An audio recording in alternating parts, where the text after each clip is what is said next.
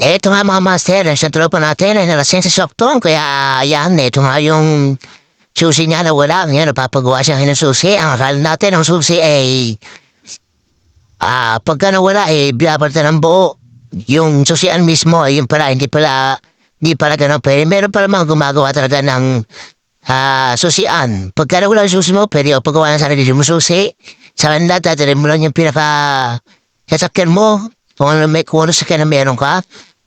Kaya ito nga, galing sa blanco yung susi. Ngayon, ginagatan nila para magkaroon ng mga ngipin-ngipin yung susi. Para tumama doon sa pinakasyan niya. Kaya, ito nga pala yung kanilang tindahan niya, no? Magawa na sila ng rubber stamp, magawa sila ng susi, ayan, ba't marami pang iba? Yan yung mga master, nakita yun nun. Mano-mano, yung paggawa niya ng susi dito. Hindi katulad sa iba, yung iba kasi machine, nung nakikita kong magawa, pero ito, mano-mano. Iba talaga ang diskarte ng Pinoy, mga master. Pagka gusto niyang kumita, ginagawa niya talaga ng paraan. Nakita niya lang, Oh. Tapos yung mga ngipin-ngipin niyan, titinan niya kung paano niya may sasak doon sa dakong susi. Kaya nilalagyan niya pa ng tayo para doon pumasok daw yung burita. Yun nga mga master, tapusin itong video to para paano makita nyo at magkaroon ng idea kung paano ginagawa ang susi na blanco galing. Pag wala ka ng susi, ito yun. Ito nga mga master, nakita nyo, pinagupag pa, kaya ko nila sinisira niya yung lalagyan. Para pala bumakat yung susi doon, yung pinakang ngipin ng Kaya yan nga, napakatalas ng mata nito. Pero muna nasisipat niya yung gatkalang sinasakto niya rin sa pinakang ngipin, may malupit ta. Eto nga mga master, mukhang ibabalik niya na. Siguro, sure na siya na 1,000%, no? Paggawa niya sigurado. Yan, tira niya naman, no? Nabalik niya na yung kanyang ginawa. Na ibig sabihin, sure na siya na agad-ano yun, ginawa niya ngayon. Kaya pinasok niya sa loob. Yan, nagkiriyan pa sa loob. Okay kaya, nakita niya, okay na, naked pa. Para daw siya. Para kung kabila, anong lagi yung susi, dapat talaga, sakto talaga yun. Dentro rin, mga master, di ba? Yan na nga, nakarinig naman, okay na.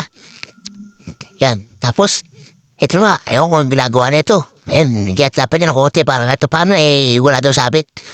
Meron taga pong may sabit. Kaya tinan mo, yun, yung jowa mo nagkasabit-sabit, na nga, di ba? Yan. Kaya kayo, kaya masyado mo yung jowa. Ulo kayo sabit. Ito nga, nakita niya naman, So, di okay na. Ang lambot na, di ba? Kabilaan pa, okay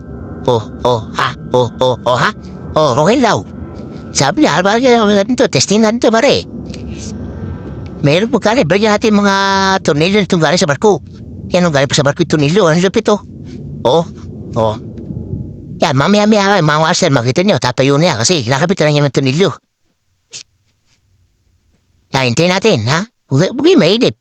Mainip na naman kayo, Yan ang hinasabi ko sa inyo, Inyo, magabit ng tornilyo. Gusto nyo kayo na kaya magabit ng tornilyo. Ito kayo mainipin, Yan naman, hinahanap yung tornilyo. Saan daw na ilagay yung tornilyo? Ang bira. Yan. Ito lang, nilalagay niya na yung mga kasama doon sa accessories ng susian. Para sa lock. Yan, kakabit ka na. Yan mga master. Hintayin lang natin. Matatapos din yan. Yan nakita niya naman nakakabit ka na Hindi mo mabusisinin pa ito kahit maliit yung mga gamit dito sa loob tagang nagagawa rin pala talaga ng paraan. Iba talaga ang Pinoy. Diskarte ng Pinoy. Madiskarte talaga tayong mga Pinoy. Kaya nga tayo Pinoy Pinoy, ako'y Pinoy. Hindi niya hindi isang Pinoy. Yan. Eto na, tinan yan. Kaya masyado may iniipon. Tala makita niyo para paggawa.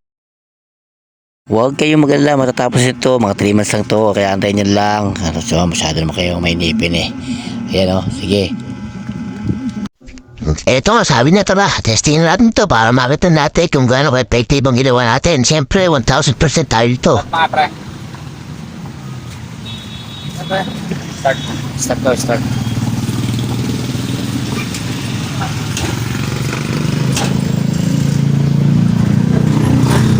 Yun, oh.